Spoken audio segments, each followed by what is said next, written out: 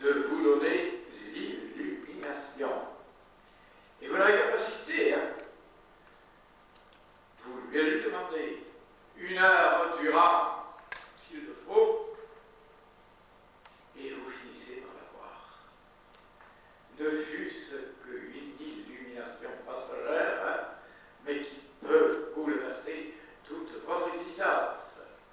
Alors, comme vous voyez, c'est extraordinairement simple, et en même temps, cela fait intervenir toutes les forces de votre être. Vous l'aurez, j'allais presque dire, je vous certifie, je vous en donne mon billet, si vous êtes capable, 1 heure par jour, d'envoyer des pensées d'amour à l'archange du soleil et en lui demandant de vous donner l'illumination. C'est une des révélations, si on peut dire, que je donne cette année, et je vous affirme qu'elle est extrêmement puissante. Ensuite, nous avons toujours, à propos de l'astrosophie, elle nous enseigne aussi l'existence des planètes héléniques. Il y a des planètes héléniques et ces planètes tournent autour du soleil des soleils. Lequel soleil des soleils a été, semble-t-il, découvert la première fois peut-être par Platon, lorsqu'il prétend qu'il y a une espèce de colonne de lumière qui est à base de l'univers, c'est exact.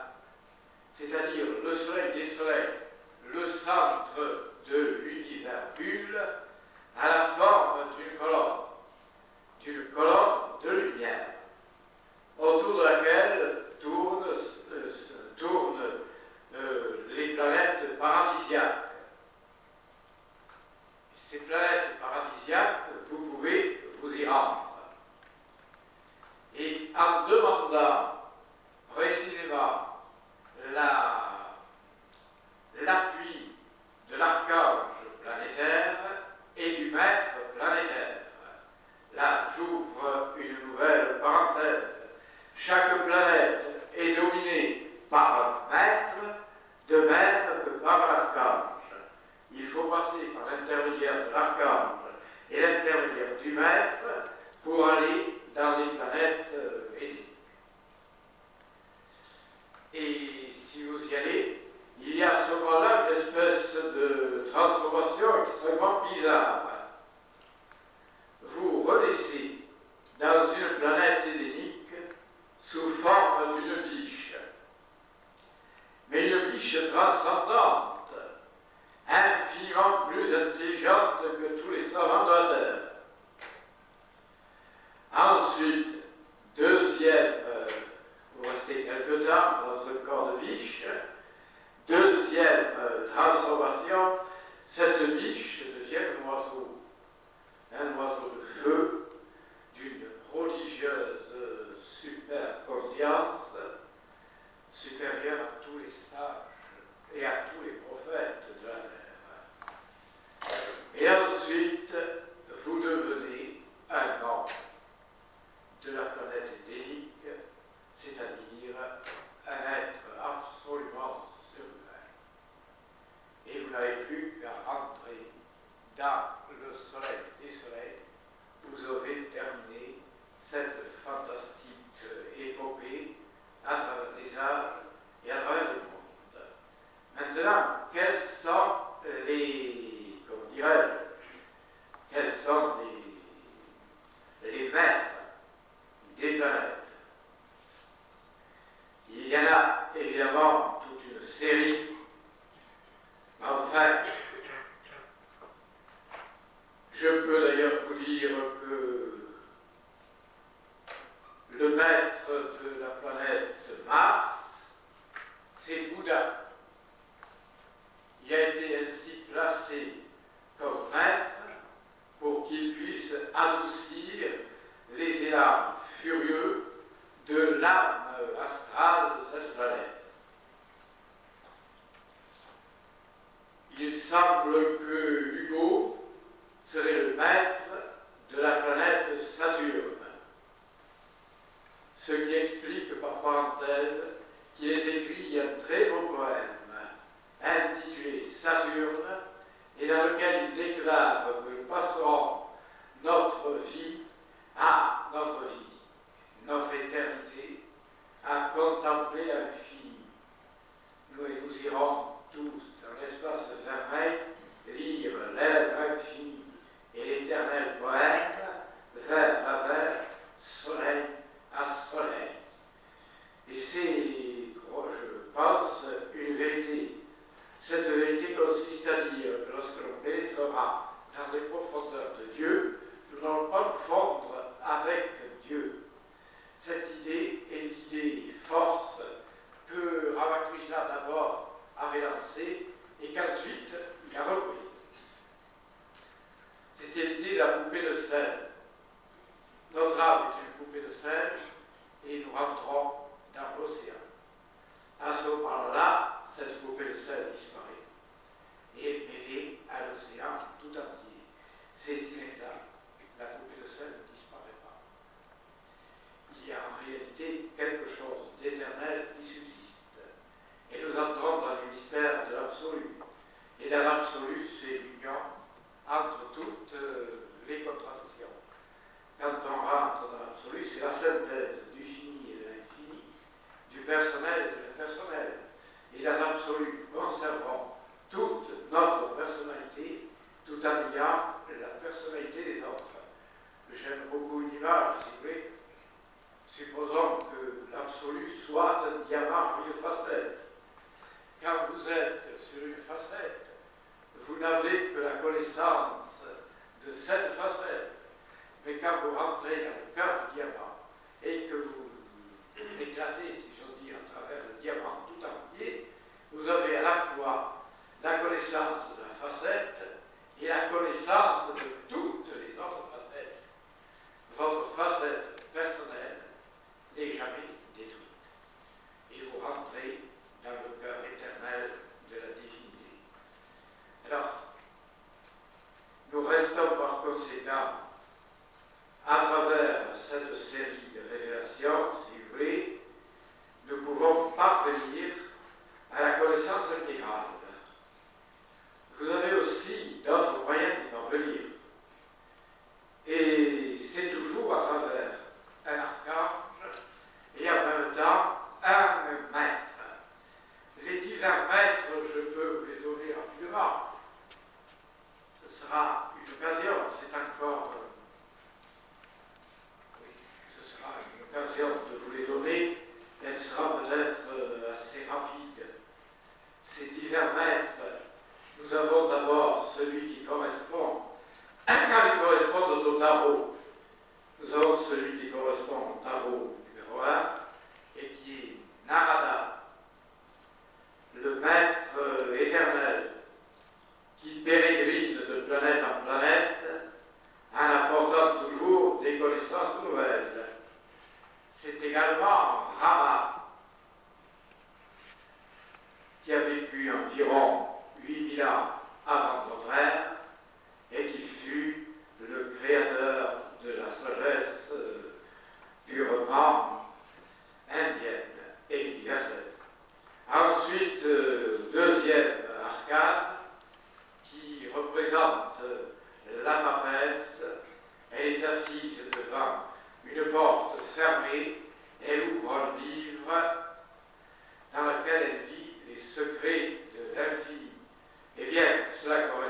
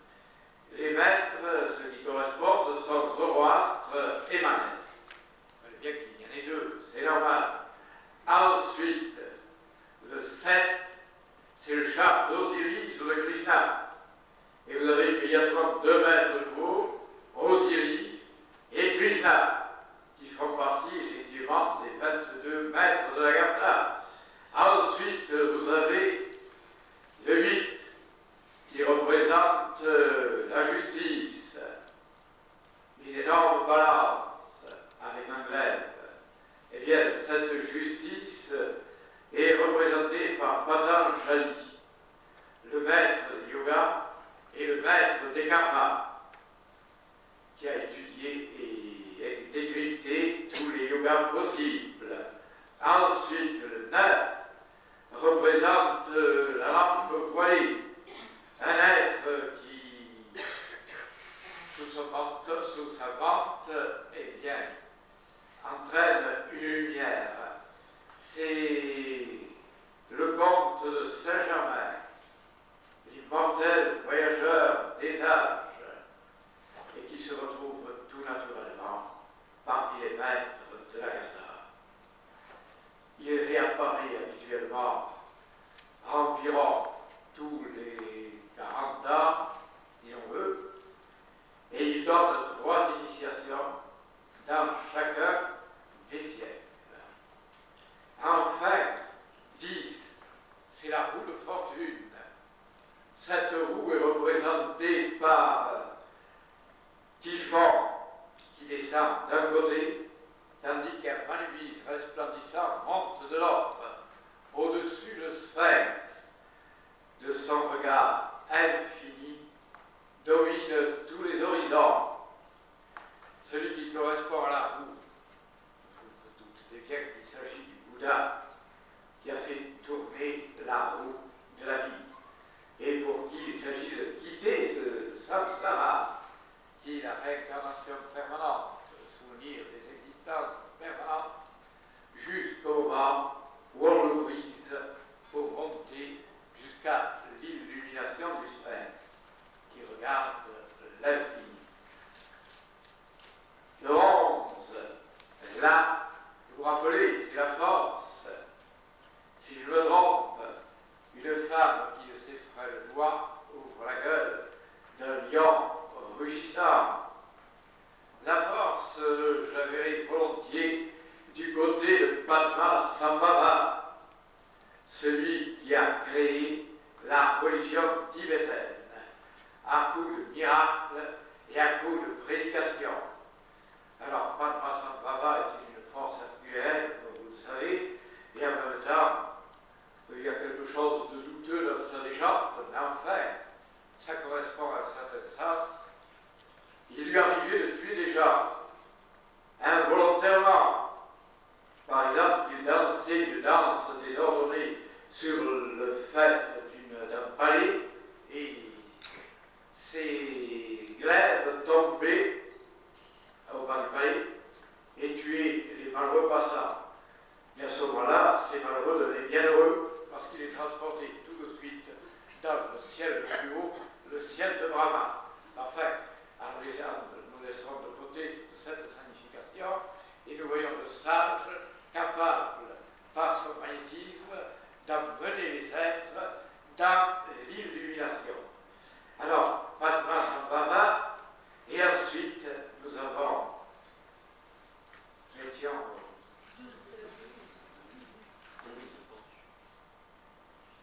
le 13. Pardon? Nous allons rentrer dans le 12. Ah, bien, oui, c'est exact. Alors, le 12 est représenté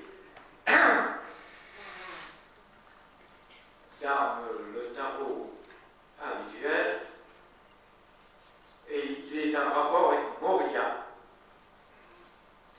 Et Moria a ceci de particulier, qu'il est un maître remarquable qui est capable de changer la destinée.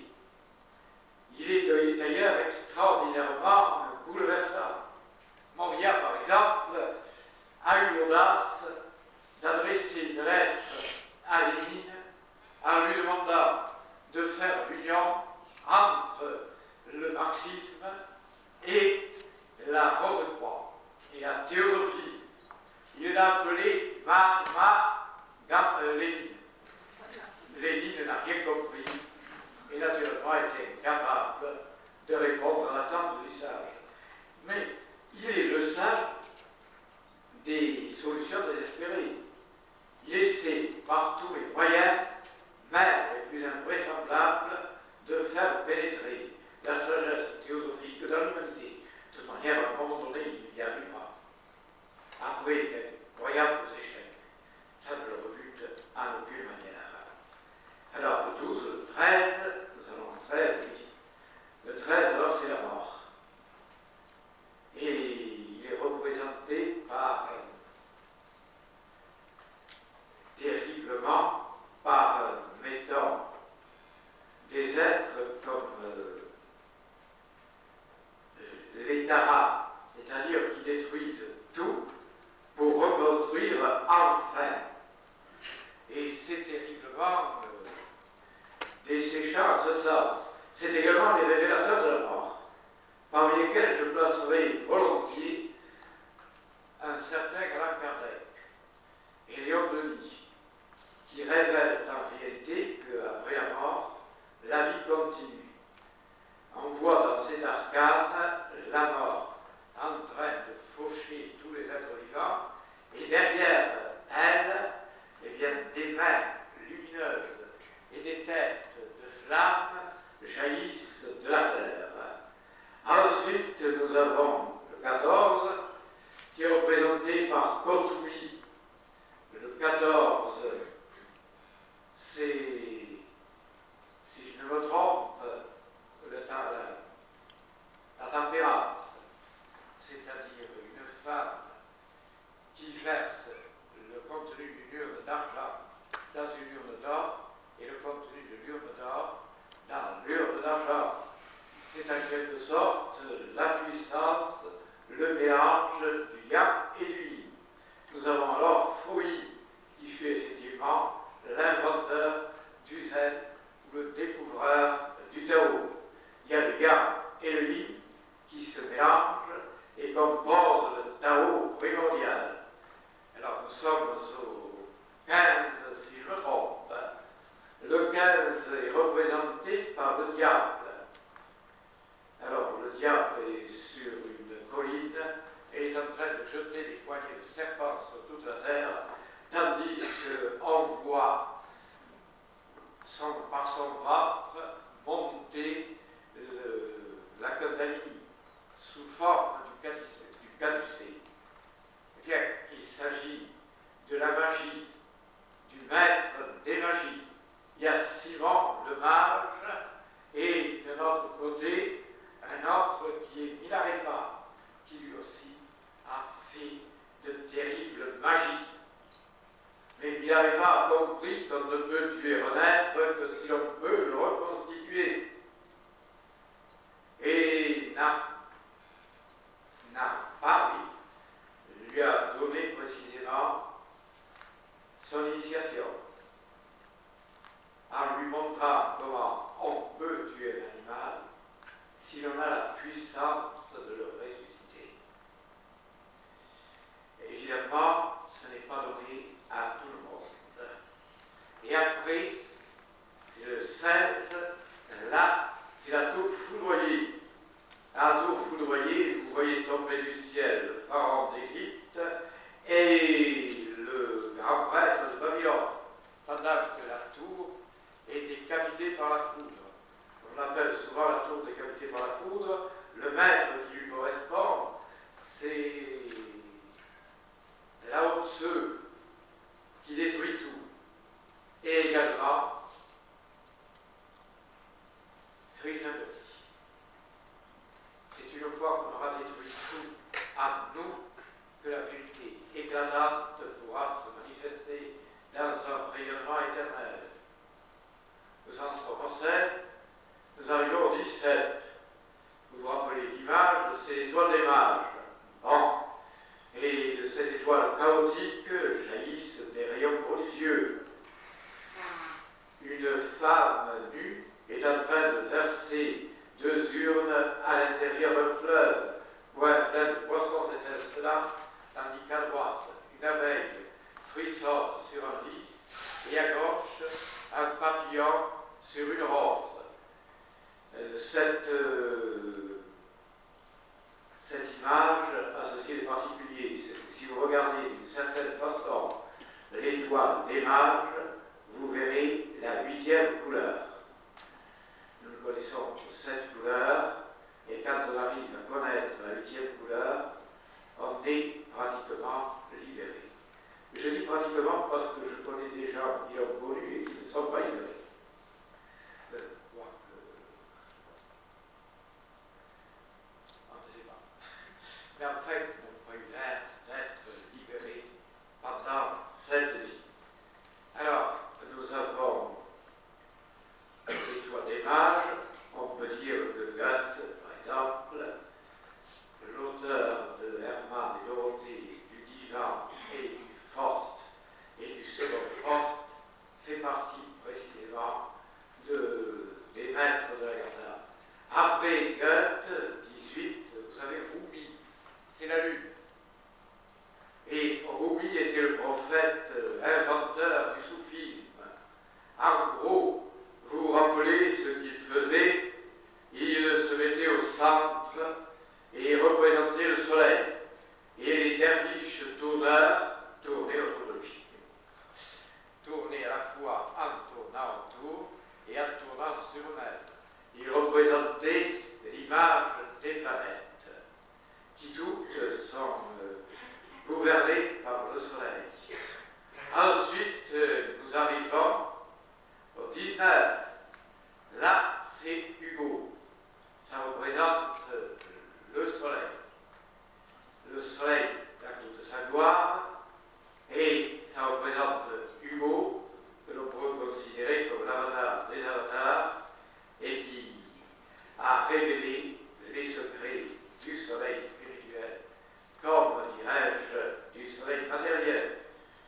On ne sait pas trop ce qu'il était, parce qu'il a bien caché son jeu. Mais on sait tout de même que ses prédictions sont fabuleuses. Je vous cite une de ses prédictions, l'une des plus connues. L'atome effrayant, l'atome fatal, l'atome exterminateur. Eh bien, pour écrire ces mots, qui ne seront compris qu'au XXe siècle, il fallait avoir une prodigieuse clairvoyance. Vous ne trouvez pas cela ni dans la Bible, ni dans le Talmud, ni, je ne sais pas ce que dire, ni dans les Védas, ni dans le Saint-Avesta, ni dans les livres de l'autre. Il a fallu que Hugo seul puisse le proclamer. Il avait déclaré d'ailleurs que j'ai suivi dans le désert la triple voie. Il a dit aussi que c'est très joli la triple voie et c'est en quelque sorte la connaissance des trois voies qui sont la voie de l'adoration, la voie de la sagesse et la voie du devoir. À travers ces trois chemins, on arrive à l'illumination. Bhakti Marga, Yana Marga et Karma Marga. C'est ainsi que les hindous les appellent.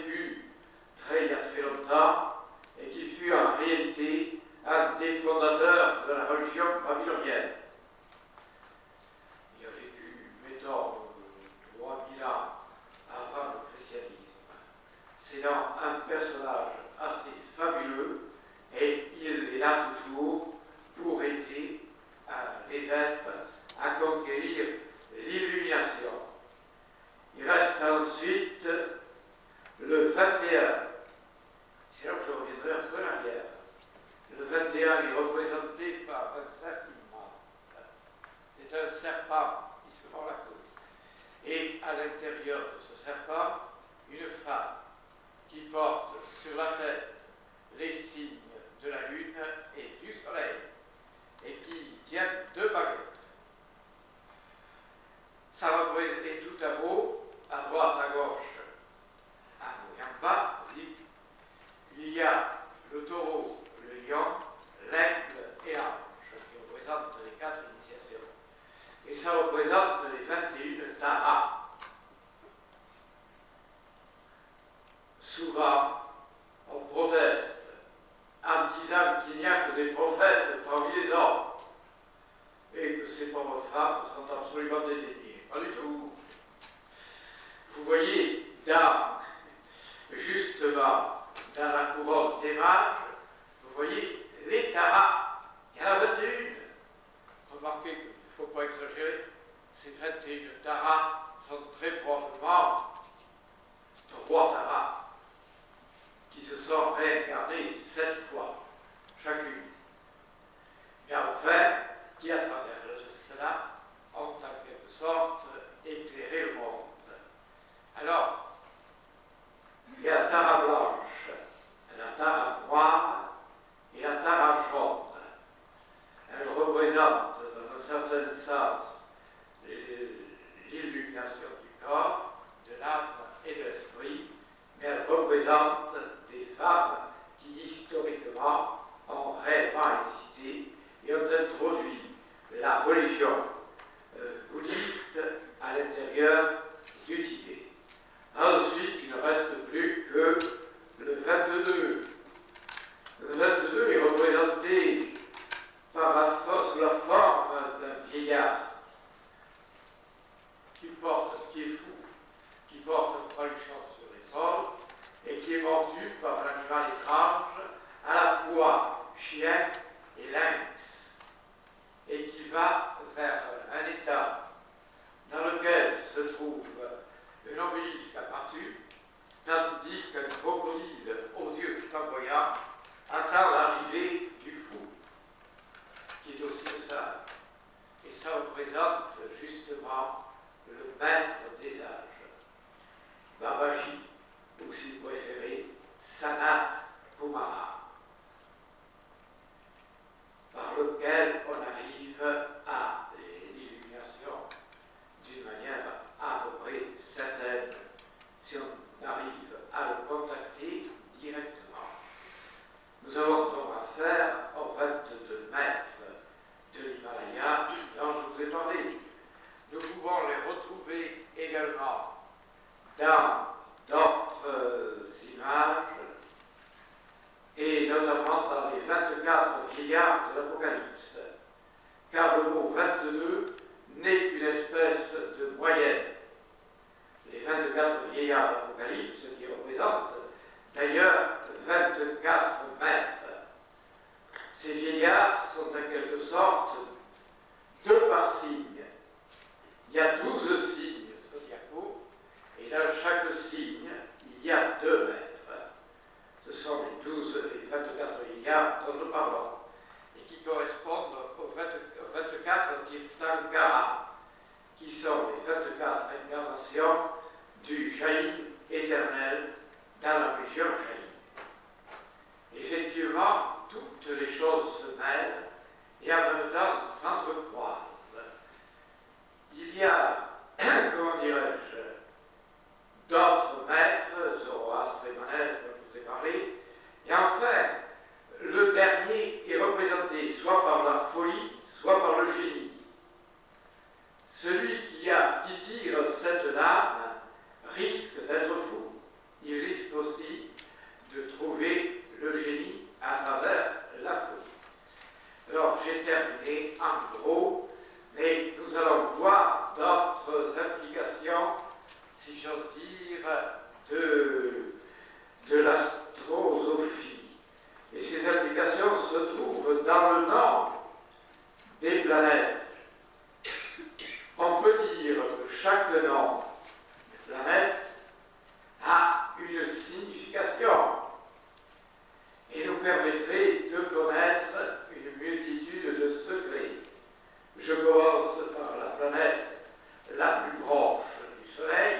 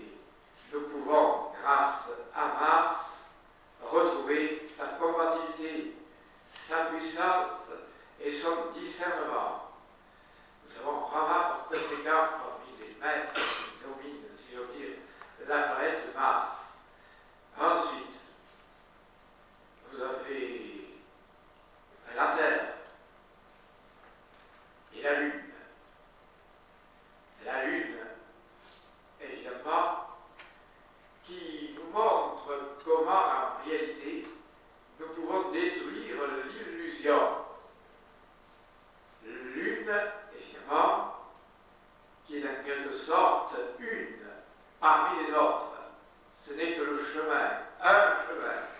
Et lorsque l'on suit un seul chemin, on est sûr d'aboutir à l'illusion.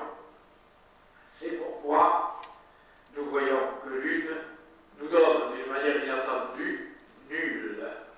C'est-à-dire que suivre une seule religion aboutit, si j'ose dire, à l'erreur la plus grandiose qui soit. Il y a la terre, bon, croissant vers l'une, quoique dans la terre, il y a aussi le mot éther. Et que la terre est en rapport avec l'éther universel. C'est-à-dire qu'il y a une condensation de forces éthériques dans la terre qui elle-même attire à elle-même, si j'ose dire, l'éther universel, l'éther de toutes les planètes du système solaire. Ensuite, nous avons, si je me trompe, la Terre, Mars, Vénus. Et Vénus, c'est extrêmement simple. On peut dire que Dieu s'amuse. Il y a 18 millions d'années, sont venus les êtres de Vénus, qui ont apporté à la Terre une révélation permanente, la révélation des grandes gloires éternelles. Il y a oui. Avec Vénus, il y a également le fait que nous pouvons arriver par la nudité complète, en faisant la nudité du corps, de l'âme et de l'esprit, à l'illumination, en supprimant toutes les idées fausses que nous avons et en supprimant même toutes les idées pour attendre tranquillement que le vol de l'oiseau divin se pose sur notre crâne. Ensuite, nous avons les astéroïdes, si vous voulez, dont le plus simple serait Cérès. Et là, ce serait le domaine de l'égoïsme. Cérès est en quelque sorte celle qui sert et nous enferme dans sa serre, la serre de l'aigle, qui nous empêche de nous échapper. Alors après Cérès, nous avons Jupiter, je crois, et là il y a le jeu, J-E, il y a le jeu, J-E-U, il y a le pitre et le mât. Et Jupiter est celui qui commet les plus grandes pitreries, qui nous fait croire que notre jeu terrestre est un jeu immortel, alors qu'il est destiné à périr, dirais-je, définitivement. Mais Jupiter est en rapport avec les maîtres, comment dirais-je, physiques, les grands financiers, les grands prélats. Il est le contraire du mystique et le contraire de l'évané. Pourtant, il pourrait, par jeu, aboutir à une fantastique dispersion de sa personnalité. Et nous arrivons, après Jupiter,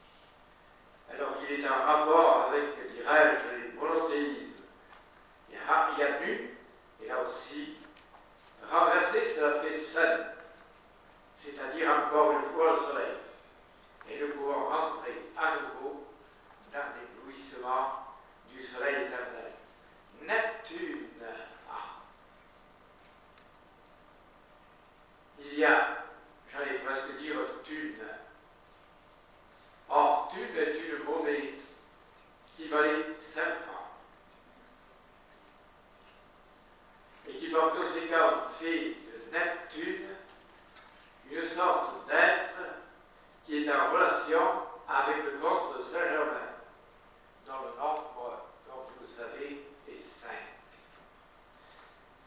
Il y a aussi la nudité, c'est toujours la même histoire, il s'agit en quelque sorte d'aboutir à la nudité complète de son corps, de son âme et de son esprit. Pluton, c'est dangereux, mais dans Pluton, vous avez le temps supérieur, ce qui est au-dessus du temps. Et nous avons à ce moment-là la musique des sphères, avec tout ce qui peut nous apporter de grand, de noble, de prodigieux et de bouleversant. C'est le ton, c'est la musique, et il suffirait de se concentrer sur Pluton pour entendre la musique des constellations et le concert des archanges.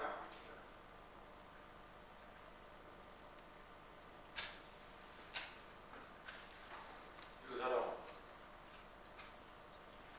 également, dans Pluton, il y a l'idée des grandes ères astrologiques. Il y a eu énormément d'ères astrologiques et d'ères, comment dirais-je, cycliques. Et nous allons voir aussi qu'il pourrait nous donner la vision absolue de l'infini. Et je crois que nous pouvons le voir à travers une page formidable d'étapes tournantes. Vous vous rappelez que les tables tournantes que j'ai ont été transmises à Hugo pendant son exil et qu'elles contiennent des enseignements absolument bouleversants, dans un style d'une beauté invraisemblable. Alors, nous écoutons. Je viens apporter non une des clés du ciel qui doit rester fermée à la science humaine, mais une des clés de Dieu, dont toute la puissance est de s'ouvrir à deux battants sur la plus haute marche de l'esprit humain. Le firmament est plein de portes brusques et sombres. C'est un éternel bruit de bombes d'airain et de clous splendides, et de barreaux flamboyants et de tenailles lumineuses. Mais Dieu n'a pas de verrou. Sa manière de se clore est d'être sans borne. Sa muraille est illimitée. Son horizon, c'est l'impénétrable. On n'entre pas en lui parce que tout en lui est majestueusement libre au pas de l'âme. On ferait des voyages sans fin dans l'être sans fond. On se perdrait dans ce Dieu, dans ce Verbe, dans cet inextricable réseau de chemins éclatants, dans cette forêt vierge de rayonnement. Dieu, c'est le grand mur et le grand abordable. Il s'échappe dans l'inaccessible et il se donne dans l'accessible. Il ne se dérobe pas, il ne s'isole pas, il ne s'enfuit pas, il est tout seul partout. Les millions de mondes font ce solitaire énorme. Les foules de création font cette immense anachorète. Les multitudes de cieux font cette prodigieuse caverne. Les cohues d'astres et les populaces de soleil sont l'âme et l'unité de ce tranquille cénobite qui jette sur le monde sa bure de ténèbres. L'universelle liberté fait cet incommensurable prisonnier. Dieu est au secret dans le mystère. Dieu est le maître de la prison qui s'attendrit sur tous les esclavages, mais qui est esclave lui-même. Il n'est que la misère, il n'est que la douleur, il n'est que la pitié. Dieu est la grande larme de l'infini. Je viens donc te dire la pensée de Dieu sur ce firmament dont tu veux savoir davantage. Et d'abord, pourquoi davantage et non pas tout? Puisque tu es en train de demander, pourquoi demander si peu? Tu es peu exigeant. Que t'importe une miette de ciel de plus ou de moins? Quel médiocre appétit d'infini que celui qui demande un supplément d'étoiles et qui se plaint à son geôlier de sa ration d'astres. Voilà en vérité une grande volonté, une belle révolte, une terrible émeute, quelques pommes d'or de plus ou de moins au dessert. Pauvre homme, quelle belle conquête, si Galilée t'avait dit, au lieu du misérable point de vue de la Terre, le misérable point de vue de Jupiter, le misérable point de vue de Vénus, le misérable point de vue de Saturne, le misérable point de vue de Mars. L'erreur de Mercure est-elle le fruit qui te séduit, ô tantale du ciel? Veux-tu l'illusion de Pallas? Veux-tu l'optique d'Herschel? Veux-tu le mirage de la planète à gauche, au lieu du feu follet de la planète à droite? Désires-tu non l'absolu, mais un autre relatif que le tien? Non la vérité, mais une autre fausseté que la tienne? Non le vrai sens, mais un autre contresens? Es-tu friand de fumée, gourmand de brume, affamé d'ombre? Tu crois demander une plus grande somme de réalité. Tu demandes une plus grande somme de mensonges. Tu veux avoir des variétés de nuages, mais non plus de jour. Tu veux pouvoir faire un faisceau de lumière avec des ténèbres, et ne trouvant pas que ton monde voit assez clair dans le ciel, tu te plains de n'avoir pas la vie de 3 ou 4 planètes de plus, et tu t'écris « Quel dommage que nous ne soyons pas assez d'aveugles ». Là-dessus, tu casses les réverbères du bon Dieu. Moi, si j'étais à ta place, je demanderais tout ou rien. J'exigerais l'immensité. Je ferais des sommations à l'infini. Je lèverais ma barricade jusqu'au dernier étage du ciel. Je ferais une révolution complète. Je voudrais tout savoir, tout tenir, tout prendre. Je ne ferais pas grâce au ciel d'un paradis. Je ne lui permettrais pas de me cacher à l'enfer. Je mettrais à même l'abîme. Je ferai de mon cerveau l'engloutisseur de Dieu. Je me donnerai la formidable bouchée de l'infini. Je serai un immense et terrible gargantua d'étoiles, un colossal polyphème de constellations, de tourbillons et de tonnerres. Je boirai la jatte de lait de la Voie lactée. J'avalerai les comètes. Je déjeunerai de l'aurore, je dînerai du jour, et je souperai de la nuit. Je m'inviterai, splendide convive, au festin des gloires, et je dirai à Dieu, mon hôte. Je me ferai une faim magnifique, une soif énorme, et silène des mondes, je courrai dans l'espace, ivre de sphères, et chantant la redoutable chanson à boire de l'éternité, joyeux, radieux, sublime, les mains pleines de grappes d'astres, et le visage pourpre de soleil. Je ne laisserai pas une étoile vide, et à la fin du festin, je roulerai sous les cieux illuminés. Mais toi, tu es plus modeste. Tu demandes l'aumône au monde. Tu n'es que le mendiant de Dieu. Et tu lui tends la main en lui disant « Un petit astre, s'il vous plaît ». J'aborde la question qui te préoccupe. Les savants vont rire, dis-tu, de notre astronomie. Ils s'écrieront « Que signifient ces constellations qui n'en sont pas, nos illusions d'optique prises au sérieux ?» Mais il ne doit y avoir aucun lien entre les étoiles qui composent pour nous le groupe de la Grande Ourse, le groupe du Capricorne ou tel autre. Il y a des distances incalculables entre les mondes dont vous mêlez les rôles dans le ciel. Vous faites faire des actions communes à des étoiles qui ne se connaissent pas. Vous faites une plaisanterie d'association entre des étoiles qui vivent à des millions de lieues et qui ne se sont jamais parlé, la bonne farce. Votre ciel est-il une main de jongleur où les astres dansent et font des tours de force, et votre astronomie est-elle une table où l'escamoteur a le talent de faire disparaître les distances? Point de constellation, point de ciel, point de Dieu. Vous faites rire les mathématiques, et nous vous donnons un démenti. Votre nuit étoilée n'a rien à répondre à notre tableau noir. Nos télescopes seuls font le siège du ciel, et nos canons sont braqués dans vos observatoires, prêts à envoyer à vos constellations une mitraille de chiffres. Ô savants, au-dessus de vos calculs, il y a l'unité. L'unité est le total de Dieu. Il n'y a pas de chiffre 1000, il n'y a pas de chiffre 100, il n'y a pas de chiffre 10, il n'y a pas de chiffre 2. Dieu ne compte que jusqu'à 1. Le ciel est une immense constellation. Il n'y a pas 2 groupes d'astres, il n'y en a qu'un.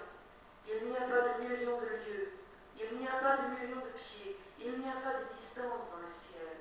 Il n'y a que des voisinages. Il n'y a qu'une famille, il n'y a qu'un peuple, il n'y a qu'un monde. Toutes les petites constellations sont fausses dans le relatif et vraies dans l'absolu. La Grande Ourse et le Verseau et Orion sont des accouplements tout faits pour les yeux et que ne Tous les astres se voient, se connaissent, s'attirent et s'aiment. Ils se cherchent et ils se trouvent. Ils se comprennent et ils se vivifient. Il y en a qui communiquent entre eux. Il y en a qui s'épousent, qui s'engendrent et qui s'ensevelissent. Il n'y a pas d'astres solitaires. Il n'y a pas d'astres orphelins. Il n'y a pas d'étoiles veuves. Il n'y a pas de soleil perdu. Il n'y a pas de coin de la nuit qui soit en deuil. Il n'y a pas de jour abandonné. Il n'y a pas de sphère qui ne soit à elle seule tout le noyau du ciel. Toute la voûte est pleine d'un seul astre qui se répand. Les autres astres ne sont que les graines de l'astre fleur. Un immense besoin de dévouement, voilà la loi des mondes. La nuit, c'est la démocratie étoilée. Le firmament, c'est la république symbolique qui mêle les astres de tous les rangs et réalise la fraternité par le rayonnement. L'astre palais aide l'astre atelier. L'astre atelier aide l'astre mansarde. L'astre mansarde aide l'astre cave. L'astre cave aide l'astre bagne. Un infiniment petit est le frère cadet d'un infiniment grand. Une étoile de génie instruit une étoile idiote. Les soleils d'Hercule sont toujours auprès des soleils d'Herceau. Le visage des mondes heureux regarde toujours du côté des mondes malheureux. Les étoiles punies pleurent toujours du côté des étoiles récompensées. Les étoiles récompensées sourient toujours du côté des étoiles punies. La consolation est la forme de la récompense. Il y a toujours un astre colombe près d'un astre tombeau. Il y a toujours un soleil qui pense près d'un soleil qui saigne. L'immensité est le mot d'amour de l'éternité. Amour, amour, tu es la solution suprême. Tu es le dernier chiffre. Tu es le milliard de Dieu et le total prodigieux que forment dans le firmament étoilé tous ces zéros éblouissants. Tu es le calcul extrême, le trésor du sépulcre et l'héritage des morts. Tu es plein de résurrection.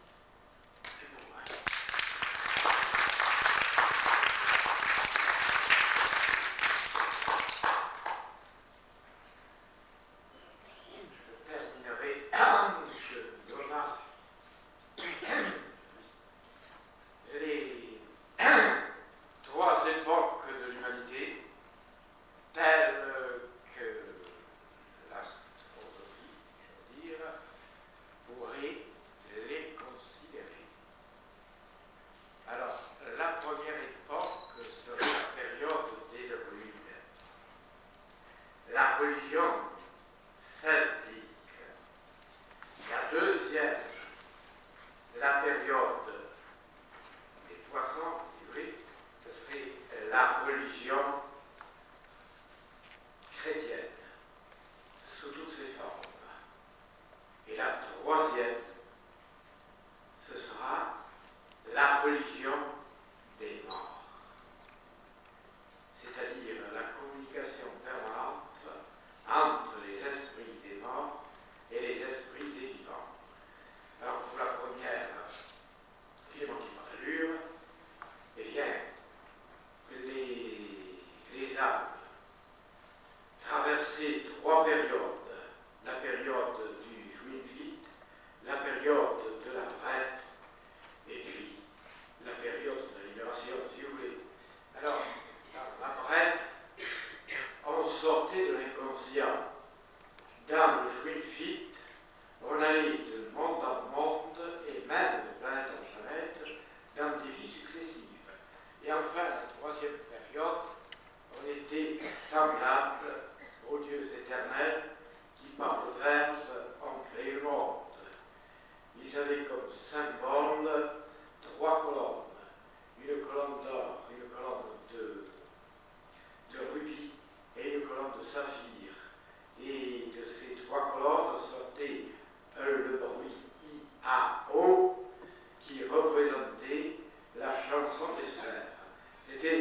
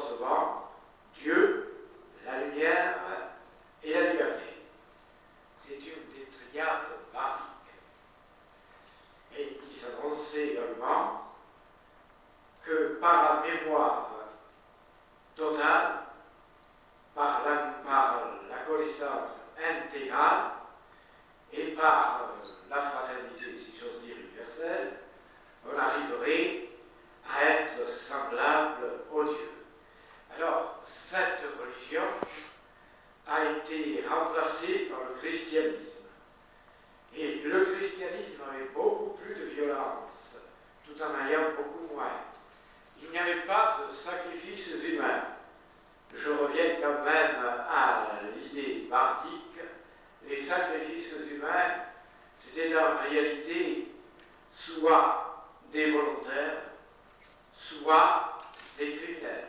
C'était la peine de mort. Et la peine de mort a été abolie au XXe siècle. Et de l'autre côté, il y avait les volontaires. Une quantité de gens qui voulaient mourir pour, comment dirais-je, porter les nouvelles des vivants aux morts. Et en même temps rapporter les nouvelles des morts aux vivants. C'était en quelque sorte une religion très mêlée à la mort. Ensuite, deuxième, c'est le christianisme. Il a au moins supprimé les sacrifices humains, mais il a remplacé ces sacrifices par l'enfer éternel. Ce qui est, comment dirais-je, une des plus grandes erreurs que la terre puisse commettre et qui est à la base de l'Inquisition et des guerres fratricides entre la plupart des chrétiens. Rien n'est pire que cette croyance. Elle rend fanatique et elle amène à la folie. Mais enfin, quoi qu'il en soit, il y a quand même, de notre côté, apporté l'amour universel. Oui et non. Parce que le mélange est très net. Tantôt il déclare que lorsqu'on vous tend la joue droite, quand on frappe la joue droite, il faut tendre la joue gauche, ce qui est très joli et très juste. Et de notre côté, il affirme que le royaume des cieux est au violat. Et il s'empare.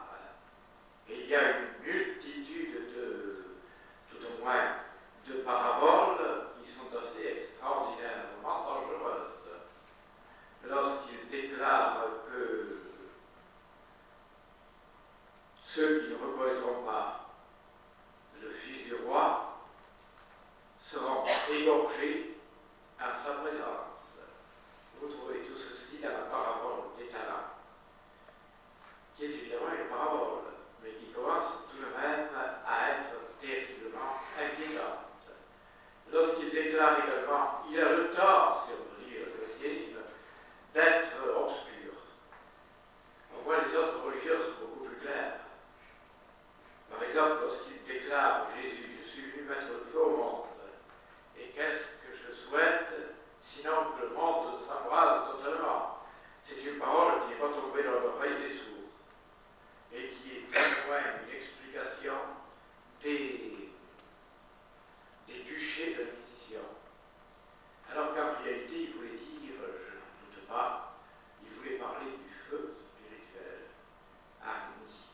Mais malheureusement, ça a été très mal compris.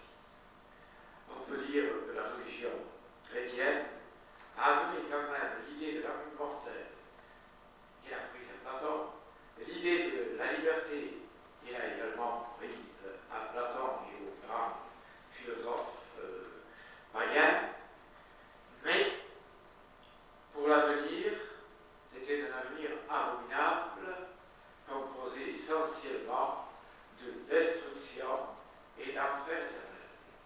On pourrait évidemment éviter cette dernière partie. Alors, arrive l'autre religion. La religion prêchée, semble-t-il, par la nouvelle puissance humaine édifique, qui s'incarnera dans ce homme, et qui sera, il y en a plusieurs, et qui sera essentiellement fondée sur le dédoublement, la recherche de l'âme multiforme, la recherche de l'illumination et la communication avec les morts et avec les génies planétaires. Cette